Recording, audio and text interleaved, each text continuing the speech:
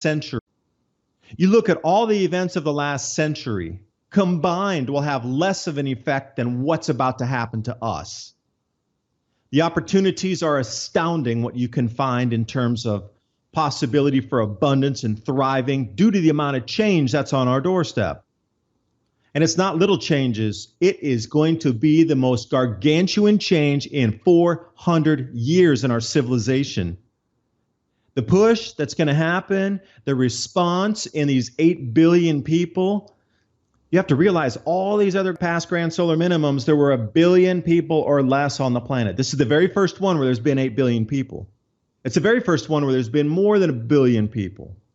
What's going to happen when 8 billion people start thinking something? That's going to bend reality. Adapt 2030 Mini Ice Age Conversations covers changes in our climate due to a new and intensifying grand solar minimum, and the overlooking, downplaying, or burying cold weather changes occurring on our planet. This is in order to keep the global warming agenda steaming full speed ahead. I do this podcast and radio program because we need to begin conversations on how to adapt our food growing strategies long before 2030 as agricultural zones shift, affecting global crop output, but very few mainstream media outlets are talking about the most important issue of our time: cold weather crop losses. Our sun is going through a 400-year cycle, which has effects on our weather patterns as our magnetosphere weakens and the jet streams go out of flow. It's not CO2, it's not you, it's the sun. Are you ready to thrive in the grand solar minimum? Then join me for Mini Ice Age Conversations. I'm your host, David DuByne.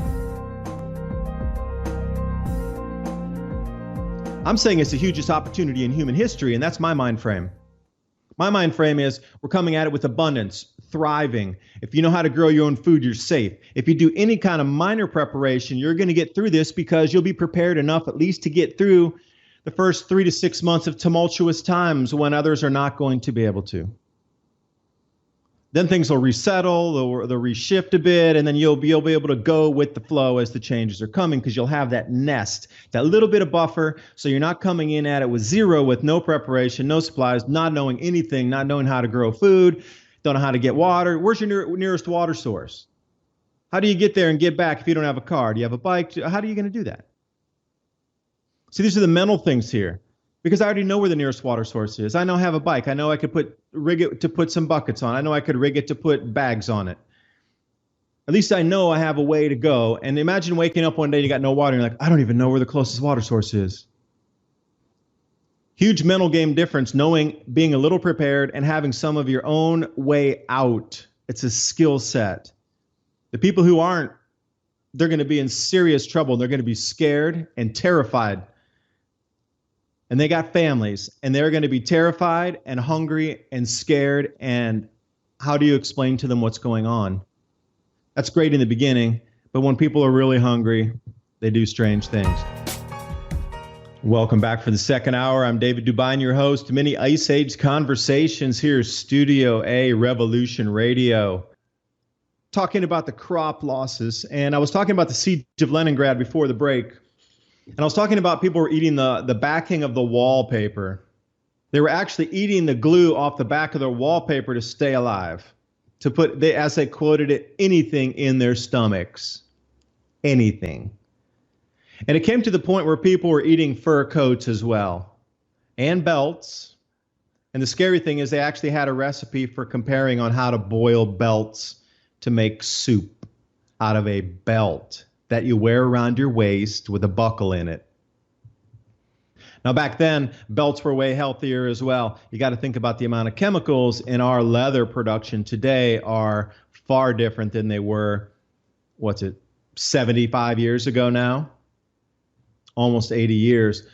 So things that were available to keep people alive in even the most horrific conditions, people are eating fur coats, belts, the glue off the back of their wallpaper on their homes to stay alive.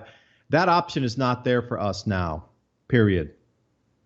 And I'm not even saying that in joke. I mean, those people went through some of the most horrendous conditions for 3 years.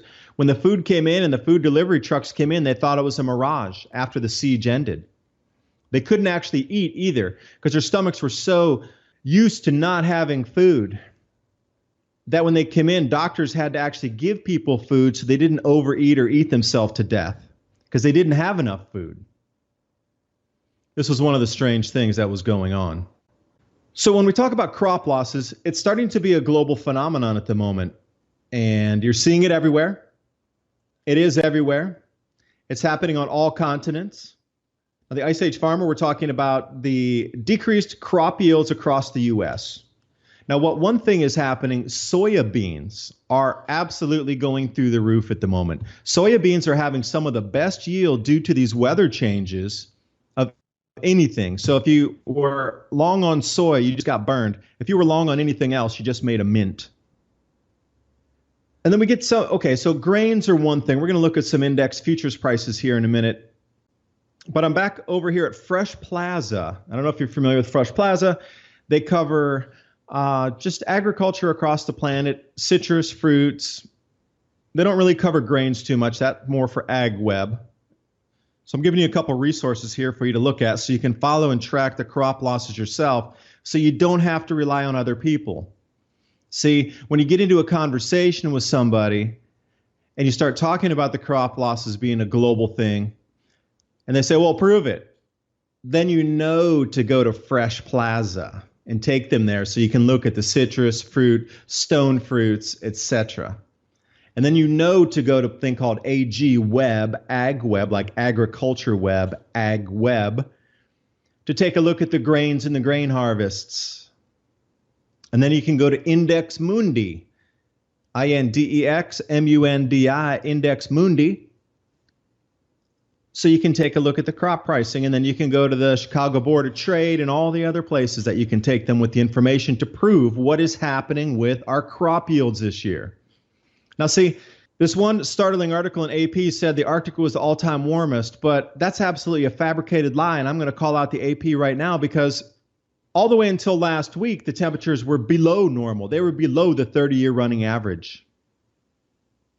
You can go to the DMI and check out the 80-degree north latitude up to the North Pole and see that that is a fabrication, and they keep pushing this narrative of it's hot, it's heat, Arctic's melting. Well, no, the Arctic has the 7th least amount of ice at the moment. 7th, not lowest.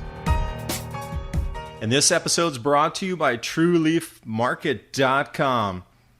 Heirloom and organic seeds since 1974. Full range of garden seeds, microgreen seeds, sprouting seeds, wheatgrass, grain seeds, flower seeds, herb seeds, and ground cover crop. I encourage you to take a look at their website, TrueLeafMarket.com, and they even have free starter guides there for you to learn how to grow sprouts, microgreens, herbs, and wheatgrass. Use the link below and give yourself the gift of organic and heirloom seeds. So what they keep trying to do is push this narrative of it's still global warming, and they trying to wrap everybody into the politics, and they want to wedge everybody as much as they can. So if you notice an uptick of wedging between any possible way, socioeconomic, race, whatever it is, belief systems, see what they're trying to do is wedge everybody at the moment, I believe. There's a wedging effort going on. So the only way I could possibly describe it is the media is now in the control mechanism device to distract you from all these food price rises and the crops being lost. Now, if it's being lost at this rate this year, next year is going to be exponentially higher in the crop losses. And see, this is what they're trying to dissuade you from looking at or even finding out about. So over on Fresh Plaza, this is just one example of one thing. Squash packers, we're talking about squash or pumpkins, the 3rd year of extremes. So Dutch pumpkin farmers lose 20% of their crop. Fine. They're talking about next year it could be up to 40% losses if the weather continues the way it is this year, because they've seen the 3rd year of extremes, so they're predicting for the 4th, 5th, 6th year of extremes. Irish potato crop, down 30%. Now remember, you got to remember the potato famine is what drove a lot of the Irish over to the US and other places abroad across our planet. There was a famine in Ireland because they lost their potato crop. Now, granted, they were monocropping a lot, but there's more variety these days. Root crops are going to be an integral part of the movement forward in the shift of agriculture. Prices of potatoes, 900% increase. That's a 9x increase in Belgium as drought and temperatures killed all their crops. UK farming crisis, worst drought in 225 years. UK farmers to harvest a month early. Yield is significantly reduced. Italian farmers predict crop shortage because of heavy rains. Down in South America, Peru's grape exports down 11%. That goes in with Austria, Germany, and Switzerland crushed minimum 40% losses. Unusually cold winter and cold spring. This is past one. In Korea, rocketing food costs. 70% losses due to extreme weather in Australia. This is just the news rundown that's linked to this story here off of Fresh Plaza. Now let's take wheat for an example. What's happening in South Africa, they're not talking about, but it's coming to the forefront. Is it politics or is it the Grand Solar Minimum? And it just so happens that the Constitution has been changed to expropriate land from farmers and put in whoever it is to take over the farms and run them. They tried the same failed experiment up in Zimbabwe and crop production went to zero. Now here's my thesis. I'm working on this video as we speak. In South Africa, if the world government body knew that South Africa would show the first crop losses and significant losses to the point where people would ask questions and say, hey, why did your wheat yield just get slashed to 50%? And it would be a noticeable downtrend. Australia also at the moment. But the losses in South Africa would eclipse Australia. People would ask a lot of questions. Hey, what's happening with the climate? Why are all these farmers still running their land, but they're still only able to produce half as much of the grain coming out of there? And I'm focusing on wheat for this example. As a world governing body, what if you were to create the political instability so when the crop losses came, you could cover up the crop losses and you wouldn't have to explain it? Politics to cover up the crop losses, to give you an extra few months or 6 months lead so the world populace won't wake up to, oh, crops are being lost globally because of the Grand Solar Minimum, not because of, oh, the South African Constitution changed and they want to remove farmers. You're just going to expect crop decreases. You're going to expect crop yields going to almost zero like they did in Zimbabwe. Problem solved. We just saved 6 months. Nobody will wake up for 6 more months. Then we come to Australia and they're going to have to explain why all the crops are lost. Well, they're just saying it's a drought. Now they're even saying it's a cycle of drought. It's a 100-year drought cycle. Don't worry, it'll finish in a few years. It'll be back to normal. Look the other direction. So whatever the media is telling you to follow in the news, you need to look the opposite way to really find out what's going on. So if the media says no problem with the droughts, it's going to alleviate itself. We still have some in the silos. We can import it from other places. No problem. You should be looking to the other places to see where they're importing from because there are also problems with the grain yields. So far they're talking about a 5% reduction globally in the wheat crop this year. Now that's at this estimate currently. As we march further into the harvest season, these numbers are predicted to go down, down, down. If you go over onto Twitter, they have an enormous feed of farmers in America, and this is off of AgWeb, by the way.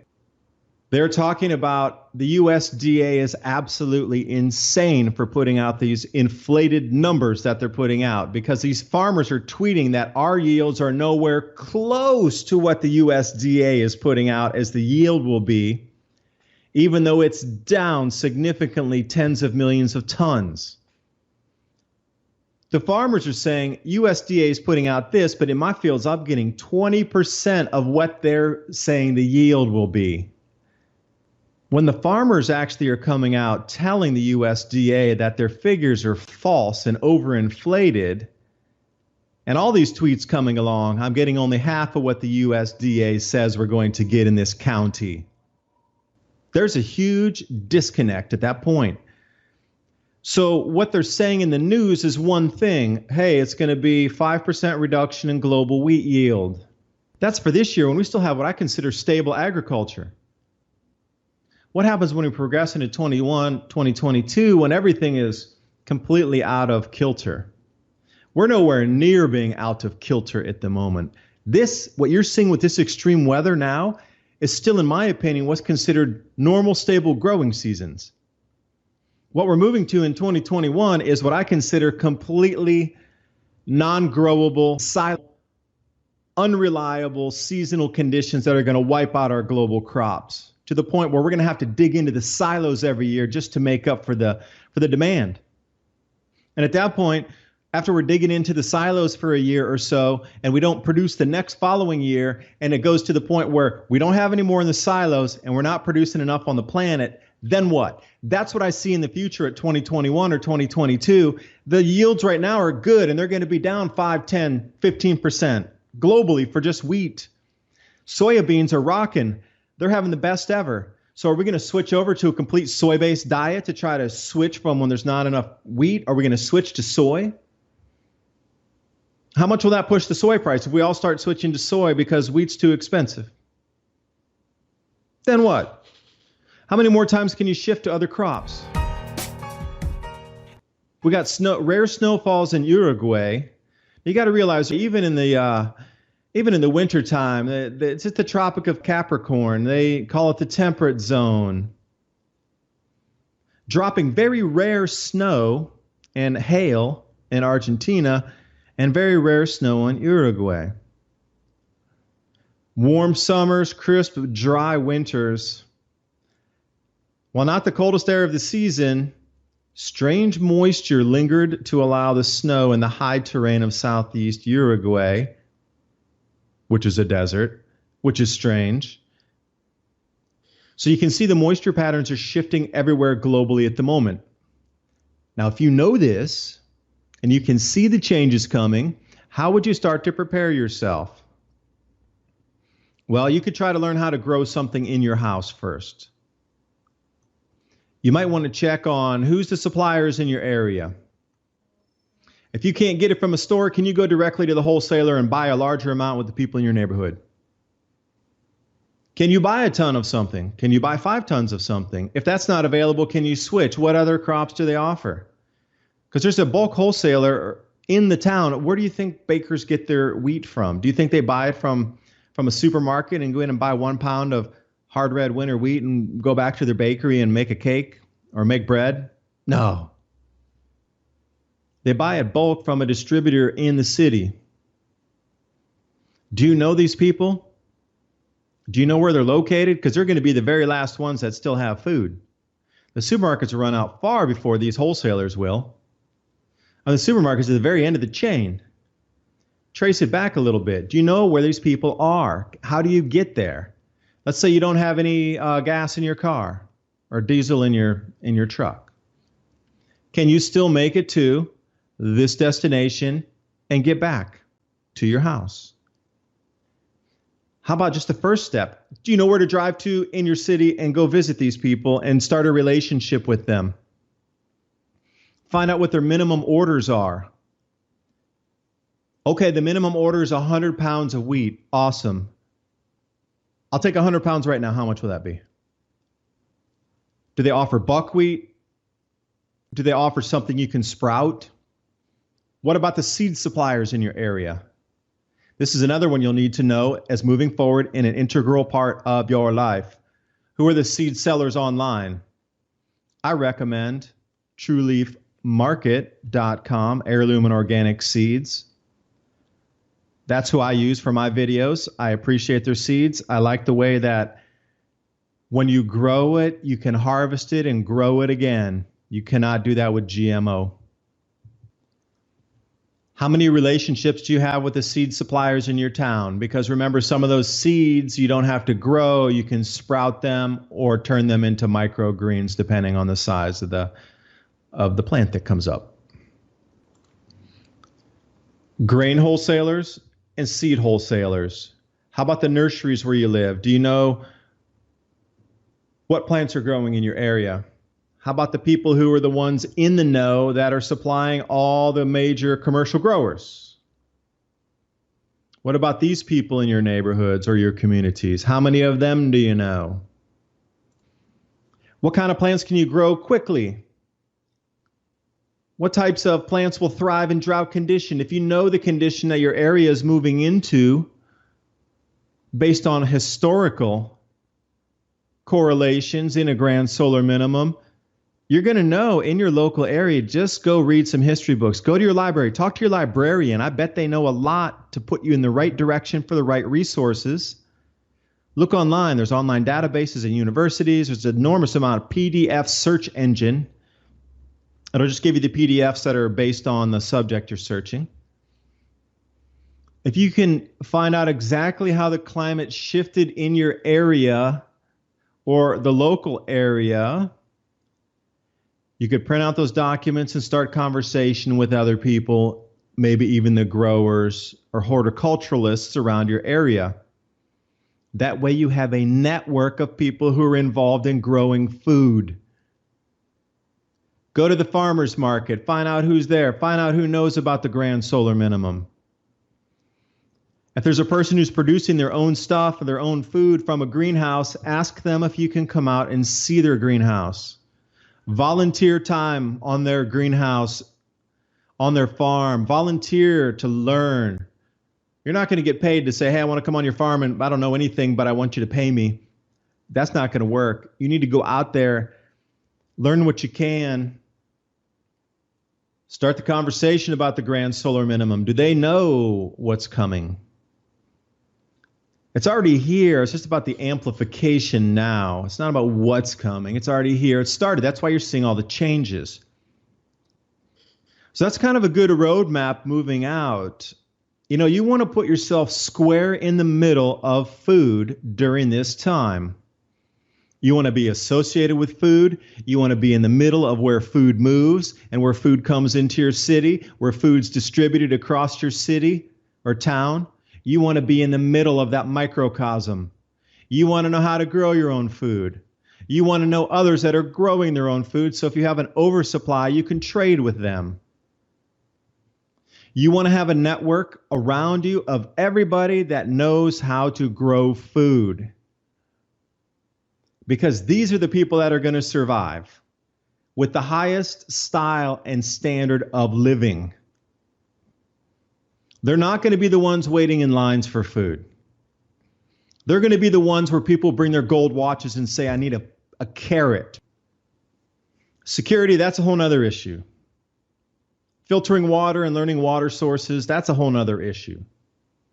But being in that whole food universe, if you will, should be a main priority for you right now.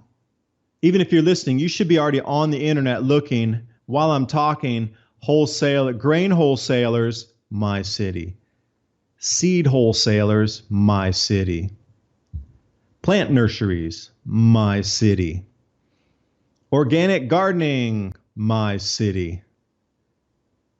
Greenhouse enthusiasts, my city. Now, how many groups are on Facebook that are involved in horticulture, agriculture, indoor vertical farming, aquaponics, aeroponics?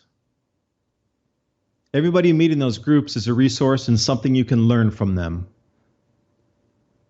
And you're going to jive with one of those things that's going on. So here, you're going to learn an enormous amount. If you go through everything I just said and you visit the nurseries and the farmers markets and you get into the groups and you start meeting people, and really every single week or every day you're devoted to go out and learn something new and interact with these people and really start to learn, you got no time left. I would say 7 days a week is like a little bit too little. If you're not studying how to grow food right now, you are already behind. If you don't know where these people are in your neighborhoods and cities, you are already behind, because there's lines of people waiting, because you need to get yourself in there to understand where the food comes from and delivered to your city.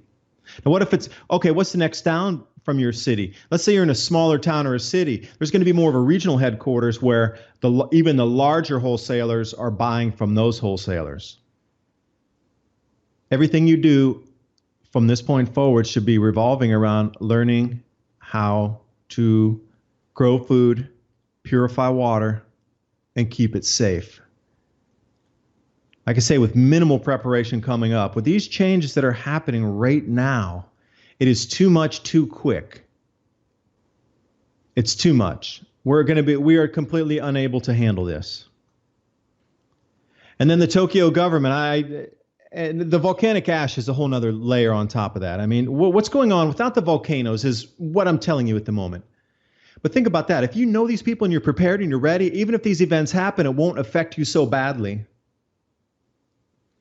You'll be mentally prepared, you'll be physically prepared, and you'll be able to help others. And if you have that whole network of community of everybody that grows food and whatever they do, everybody has the hobby of something with food, I think you're going to be A-okay. And then go to the other extreme where somebody just watches TV. They just work, they come home, they watch TV. That's all they do. I think they're going to have a very different lifestyle moving through these next 5 years. Now, I want to bring volcanic ash into it because this new report released by the Tokyo government, this is a shocker. Every Grand Solar Minimum, Mount Fuji erupts. Just a known fact. It erupts on the same cycles as the Cascadia eruptions and these other volcanoes that we see during the 400-year cycle of our sun. Fine, it's just science. Go back to the dates, do the research. Lots of reports out there. But the new report, Tokyo government, Mount Fuji ash eruption would smother Tokyo under 3 feet of ash. And the report goes on, even 4 inches of ash would bring the city to a standstill. This is off iceagenow.info. Mount Fuji ash eruption could smother Tokyo under 3 feet of ash. Now, when the Japanese government comes out with a think tank and full-on disaster management task force to study only the eruption of Mount Fuji and what it would do with the ash fall, you know that they know that this thing's going to erupt during this cycle. Period. There's no other way why would they say this thing hasn't erupted in any fashion in centuries? And then suddenly they just put together a disaster management task force with a new report focused fully on Mount Fuji and what the ash eruption would do when it blankets Tokyo. Now that is a very niche, very laser pointed study to put out to be done. The last eruption was in 1708. Why would the government come out and fund a full study for a volcano that hasn't erupted in 300 years plus? Unless they know what I'm talking about and others are talking about with these repeating cycles that the volcanoes erupt on these same grand solar minimums. This video is brought to you by our friends at TrueLeafMarket.com. Heirloom and organic seeds for any grow zone on our planet.